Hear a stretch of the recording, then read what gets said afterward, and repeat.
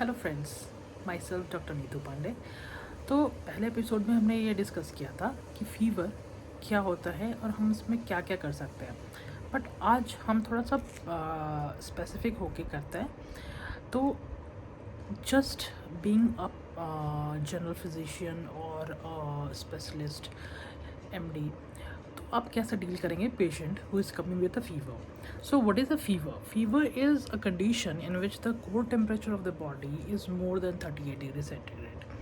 तो अगर कोई पेशेंट आता है तो हमें उससे पहले तो हिस्ट्री लेना चाहिए कि वो कब हुआ, ऑनसेट कब हुआ और उसका ड्यूरेशन कब तक हुआ है, कब से कब तक हो रहा है, और उसके पहले उसने कुछ खाया था या नहीं खाया था, या क्या उसको लगता है कि उसके चलते उससे हुआ है, या कोई एलर्जी है, फूड एलर्जी है। सो हिस्ट्री लेंगे, क्लिनिकल एग्जामिनेशन भी कर लेंगे। उसके बाद हमें इन्वेस्टिगेशन करना बहुत ज़रूरी है। तो इन्वेस्टिगेशन में हम क्या क्या करेंगे? इन्वेस्टिगेशन, कोई भी पेशेंट अगर आपको फीवर के साथ आ रहा है तो आपको मैंडेटरी इन्वेस्टिगेशंस कराने पड़ेंगे, because you are going to suspect a lot of differential diagnosis. तो the list of investigations you should go for are complete blood count, ESR, eosinophil count, LFT, KFT, urea electrolyte, urine culture. Then you should go for blood culture also. अगर कोई abdominal pain है तो you can also go for USG whole abdomen. Okay, then we will go for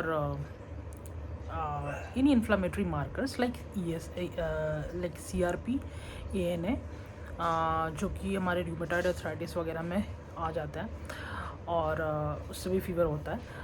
सो उसके बाद हमें throat swap culture कराना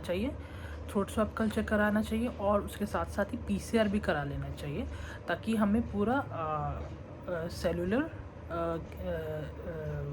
सारे cell के बारे में उसका सारा पिक्चर पता चल जाए कि what is going on at the DNA level. Okay, उसके बाद अगर कोई एब्सेस का सस्पेक्ट लग रहा है तो हमें एब्सेस का स्पेसिमेन लेना चाहिए और उसे कल्चर कराना चाहिए। या फिर if we are suspecting any parasitic infestation then we should go for stool culture, okay, for ova and parasitic presence in the stool. उसके बाद सैल्मोनेला टाइफी के लिए हमें ब्लड कल्चर कराना पड़ेगा।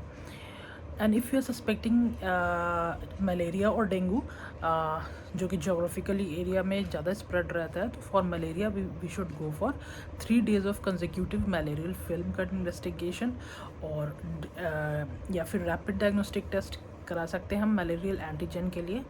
और डेंगू के लिए हमें non structural antigen 1 NS1 antigen कराना चाहिए, जो हमें बताएगा presence of dengue antigen in the blood.